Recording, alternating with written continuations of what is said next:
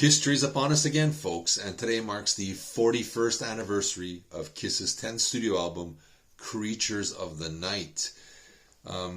Phenomenal record, but let's go a little backwards in history and talk about some of the stuff that went on behind the scenes. Kiss was in disarray. Peter Criss has left the band. Ace is in the band, kind of, but he wants to leave. He's going to leave, but he's kind of sits in with them for a bit. You know, Dynasty, Unmasked were disco albums. It didn't sit well with the Kiss Army. Back in that time, when you were a rock band, you did rock songs. You didn't do disco. Although they're not full-fledged disco albums, it was conceived or looked upon as disco albums. So it really hurt their credibility as a rock band. The Elder, which was a concept album at the time, did not get the critical response they were hoping or the credibility that they wanted to get. So everything was working backwards for them. A new era is upon. They don't know where they're going. They come up and they dig deep and they pull out this phenomenal album. But unfortunately, by then, with all this memorabilia from Kiss, the Kiss movie, lunch boxes, you name it, they did it. Kiss was everywhere. I think people just shorted out. Their attention for Kiss just shorted out. And it's unfortunately shorted out on this period of time where they came out with probably one of their best albums of their career. And it's made up of 9 tracks. 2 of them are actually written by Bryan Adams and Jim Vallance. One being War Machine and the other one being Rock and Roll Hell. Vinnie Vincent, who will become a member for Lick It Up, is in the background taking over most of the leads on this album. He really is a guy that can kick Paul and Gene's butt and get them in overdrive. The album was produced by Michael James Jackson.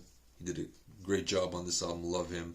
He had a couple of the guest stars. He had Adam Mitchell and Steve Ferris, who would go on to do Mr. Mister. What can you say? This is now, I know when I first heard I Love It Loud, I liked it, but I didn't go crazy. I think I had enough as well, and I didn't get this album right away. I picked it up later on when I think after Lick It Up came out, and they re-released this album with the non-makeup era on there. And I think I had that for a while, and then I got this anniversary edition, which has Ace, who's not really on the album. He's credited on it, but he doesn't play on it.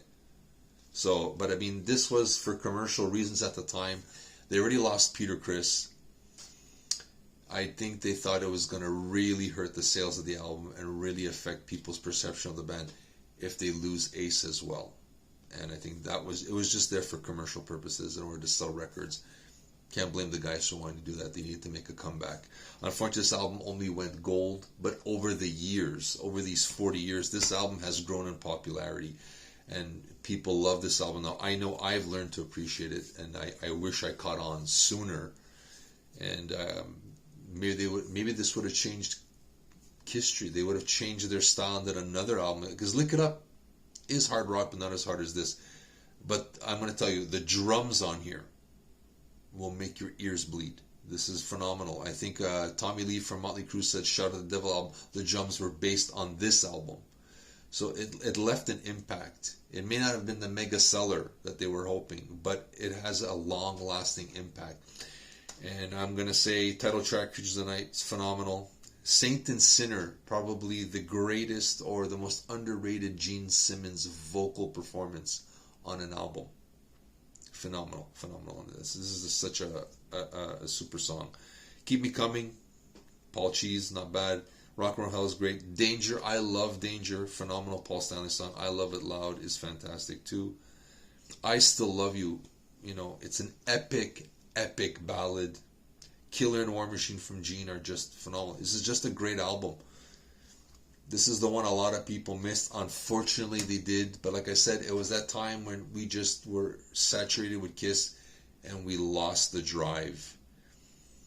But, over the course of time, it's come around. And like I said, there's an anniversary edition that came out. I picked it up. I love it. You can't go wrong with this album. If you're a rock fan, a heavy rock fan, a Kiss fan, if you gotta hear this album once in your life. It is fantastic and is one of the best Kiss albums ever. It's in my I guess my top 5 for sure. For sure it's a top 5 album. you know. But, you know, you let me know what you think. I'd love to hear from you. This is Steven with my review of Kiss's Creatures of the Night. See you soon, guys.